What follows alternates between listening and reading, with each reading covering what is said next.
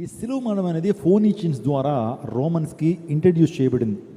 అంటే వాస్తవానికి ఈ సిలువ మరణం అనేది ఫోనీషియన్స్ అనేటువంటి వారు దాన్ని ఇంట్రడ్యూస్ చేశారు, ప్రతిపాదించారు. ఆ తర్వాత దాన్ని రోమన్స్ అడాప్ట్ చేసుకున్నారు. మనందరికీ సిలువ మరణం కంటే గొప్ప క్యాపిటల్ పనిష్మెంట్ ఈ ప్రపంచంలో మరొకటి లేదు. చాలా భయంకరమైన చిత్రం మీద చేసి వ్యక్తిని చంపేటువంటి క్యాపిటల్ పనిష్మెంటే సిలువ మరణం. ఇక నా లేఖనాలు నెరవేర్చబడినట్లు నేను దప్పిగొనుచున్నాను అన్నాడు.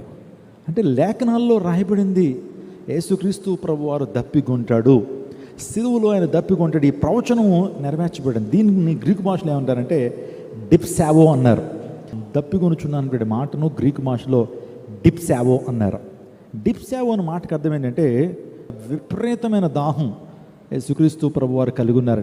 ఈ యొక్క నేను చెప్పిన డిప్సావో అంటే గ్రీకు ఆ మాటను మీరు ఇంగ్లీష్లో చూస్తే కనుక డెస్పరేట్ థర్స్ట్ అనేటువంటి మాట, విపరీతమైన దేహము అనేటువంటి మాట వస్తూ ఉంది.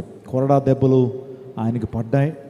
కొయ్యను ఆయన మోస్తున్నాడు. 150 కేజీలు బరువు కలిగినటువంటి ఆ యొక్క సిలువ ఆయన మోస్తూ ఉన్నాడు. శరీరం బరువు అంతా కూడా ఆయన మేకుల మీదకి వచ్చేసిందండి. గాలి పీల్చుకోవడం చాలా చాలా కష్టం అవుతూ ఉంది.